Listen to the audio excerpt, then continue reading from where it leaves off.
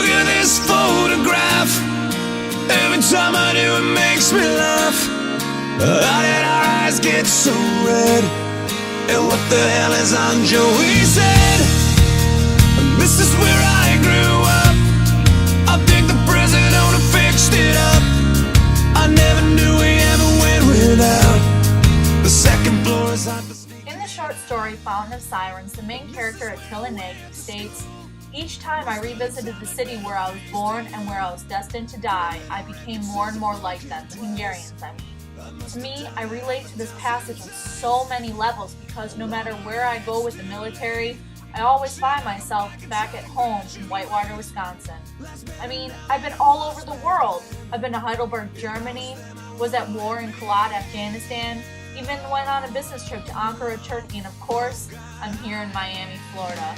I always will feel most at home, though, with my roots in Whitewater, Wisconsin. I mean, when you're young, you always say, when I grow up and graduate, I'm getting the heck out of Dodge. I'm getting out of this town. But now, after being to war and away for close to 6 years, I miss my family and home more than ever.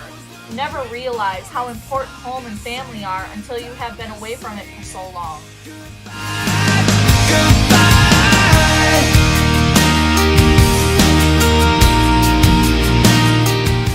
One similarity I noticed between the short story Fountain of Sirens and the novel Millie was that Attila Nagy's character fell in love in both of the stories.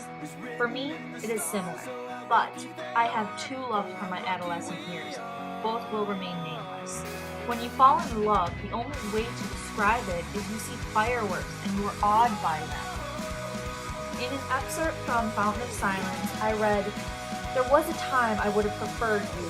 It's you who couldn't decide." Hiroshka followed up with what she said with a mocking laugh. And to think, I waited all that time. I related to this because, for this man, I did just that. I waited for him for 7.5 years. Then I ended it while planning our wedding because I was unhappy. In the novel Millie, Attila describes something given to him by Millie herself. A wallet size of her senior picture, showing her shiny black hair flipped up by her shoulders. She said it was called a Jackie Kennedy. She wore a dark sweater and curls around her neck. I thanked her and said it was beautiful. I remember the one picture I gave to this man. It was this picture, and he kept it in his wallet for several years until it was lost because of a jealous girlfriend. As we said our goodbyes at the station, I was surprised she slipped her tongue into my mouth when we kissed, our first deep kiss in a very long time. Her parting words were, "Remember, you are my Attila, my barbarian, all mine." Parting ways is never an easy thing to do, regardless if it's a boyfriend or girlfriend or family. It just sucks when you need to, especially when you're leaving and you don't know if you're going to live or die. I was faced with this when I left my mother for Afghanistan. Goodbyes are never easy.